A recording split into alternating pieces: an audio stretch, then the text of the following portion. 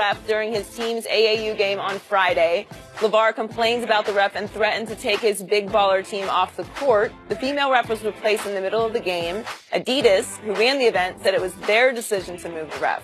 LaVar spoke about it after the game. Let's take a listen. She got a vendetta because she's a woman and trying to act. I get that she's trying to break into the refereeing thing. But just giving texts and calling fouls, that's no way to do it. I know what she's trying to say. I gave him a check. I'm strong. That ain't got nothing to do with it. Just call the game. If you're going to be qualified, you better be in shape and you better know the game. And she's bad on both of them. She's not in shape. She's not calling the game right. And she don't understand. So now she's trying to make a name for herself. So she's walking around like, you know, I'm the only woman in here. Yeah, we get it. I don't care if you're a woman or a man or whatever. Just be good at what you do. Don't try to step in the lane. She needs to stay in the lane because she ain't ready for this. Coach the little kids first and then come up. Because she ain't did enough. She ain't got enough on her resume. I can tell. Then on Saturday, LaVar said, quote, "It's not about me hating that lady or something like that. She just got caught in a bad place messing with me. She's good. She's probably a great ref with the women. For this men's stuff, it's a difference between women's basketball and men's basketball. Just because we go like that and we don't hit the ball, don't mean it's a foul. But don't get your feelings personal, and that's why people were like, she's a great ref. To you, she's a great ref. Not to me, but it's okay." Let's take a listen to more from LaVar. You guys are trying to make it like a gender thing. It's not that. All I'm saying was, what's her name? Okay, exactly, you don't know her name. The only reason you know her is she gave me and my son a check. That's the only way you know her. And that's what it is when you ref somebody who's got a high celebrity. Ain't nobody else doing that. Everybody acting. The guy who ref today, videotape him, then you're going to see he act exactly like me. You see what I'm saying? But every coach acts like that because the intensity of the game is so high.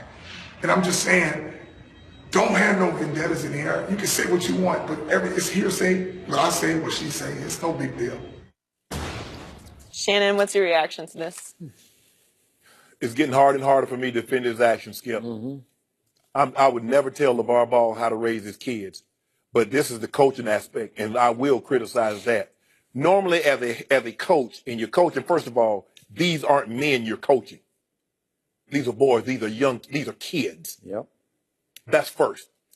As a coach, what you're trying to do is that you're trying to leave an imprint on these young men, these kids, that you will face adversity. Everything will not always go your way.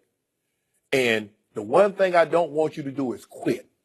If someone you feel have wronged you, I don't want you to run away from it. I want you to first face adversity, and I want you to persevere, and I want you to get through.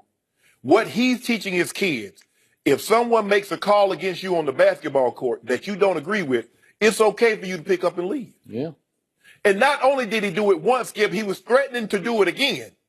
Now, first of all, why would she need to make a name for herself? She's already a D1 referee. Now, since 1997, when Violet Palmer and Dee Kantner became the first females to ref NBA games. Now, Violet has since retired. I think Lauren Hokamp is the only female official full-time. Now, I think they do have some that's in the rotation, and Dee is the head official of the WNBA. There's a lot of female officials that referee at the collegiate level, a lot more probably in the women's game. But Skip, for you to say she needs to be in shape and she needs to be what you do, stay in your life. Skip, wait a minute, dude. This is not about you. And everybody keeps saying, and I was like, LaVar just, he just loves his kid. He's starting to make it about him. Because other than his son, you don't know anybody else on that team. And we're talking about this breaking news. LaVar Ball takes his team off the court. Breaking news, LaVar Ball threatens to take his team off the court. And then the Adidas see what you do when you start to reward negative behavior. It's like a kid throwing a tantrum in the grocery store, and you give him ice cream and candy. What's to stop him from displaying that behavior again? Well, now you've emboldened him. It's been reported that Adidas said, look, don't call techs on him. I don't care what he does. Don't call a tech on him. Just keep him on the floor. Just keep him on the floor. Because he's become the biggest draw in AAU basketball. Now you've emboldened him, Skip. Yep. You've given a guy that has some power you giving them enormous powers. And power does power. You want to find out about a person, Skip, give him power. You didn't know who he was. And then he started getting these interviews, and he started coming on our shows and a lot of these other shows. LaVar going too far now. Now, I love what you've done with your son, but don't make it about you. This is not about you. That lady's doing her job. That lady don't need LaVar Ball to get any further than what she got, because she got to where she was and she didn't even know who LaVar Ball was. And now you're making it about you, trying to tell me she needs to ref some games, but the men game is different. Well, when she ref LeBron or she is an NBA college official for men, let's talk about men then. But you're coaching boys. You're coaching kids. And you need to stop this shenanigan, man, because it's time out for this, LaVar. If this is time out, you're making it real easy for people to dislike you, not for your actions, because this is who you are. And it makes what that coach said, it makes it seem all the more valid, Skip. He's like, nah, I didn't say that. Skip, you just don't do this one day. This is years and years. We're starting to see it now because the cameras are starting to follow him. Man, it's time out for this, LaVar. I am extremely with everything you just said. I still can't help liking some things about LaVar because I got to tell you, he is a master of self-promotion. Master. I've never seen anything like this in all my career, that someone went from nowhere to everywhere in about a couple of months. And he's like P.T. Barnum reincarnated. He has promotional genius about him, because he knows every time he turns to the camera and says outrageous things, we're going to talk about it, because everybody's going to talk about it. I'm sure he's the #1 topic today in a lot of hallways at a lot of water coolers. Can you believe what he did now? And he's loving that to a fault. But the one thing, I give him some leeway until he sends what you said is the absolute worst message you can send to his youngest son, which is, if you don't like the way you're being refereed, quit. Just take your, so to speak, ball and go home, right? You go home? Are you kidding me? What's going to happen? He's only 15 years of age now. He's got 2 more high school years to play. But at some point, he's going to, I assume, play for UCLA. Do you think the first time somebody calls a tech on him, and I got a feeling somebody's going to call a tech on him because he's been taught no rules so far, right? He's had his way in every game he's ever played. Or if something goes wrong, if they think as a team that official's out to get them, which happens all the time, time. Hey, on the NBA level, you don't think my Spurs thought Joey Crawford was out to get them? Because he was. He did. That take on Tim Duncan. When he's sitting on the bench, you know, and it finally got so bad that in this case, he finally just said, Joey, this looks so bad. I got to suspend you for the whole playoffs back in 2007. You're out for the playoffs. That's the extreme of this story. But every team says that guy and that guy are out to get us, especially if we're on the road. It's the way of the NBA world. And what do they always teach and preach?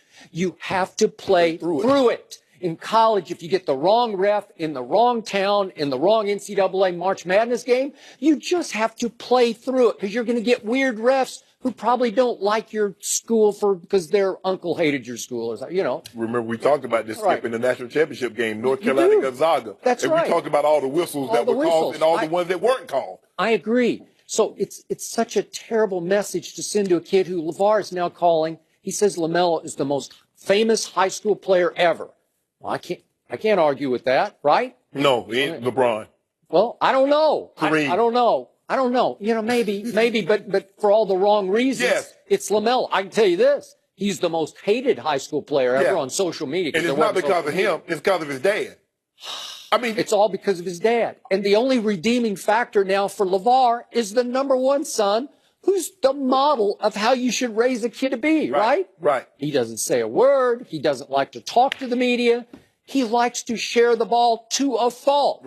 The youngest is the opposite now. Even though he can pass the basketball, he's going to shoot it from 35 feet. He's going to shoot it like crazy. He's going to score 92 because he's cherry picking and not playing any defense. Okay, so he's the flip side, as is Lonzo the flip side of the father. Lonzo's beautiful. Like, I don't know. How could you raise a kid any better than Lonzo appears to have been raised at this point, They've done a great job, but Skip, what's this?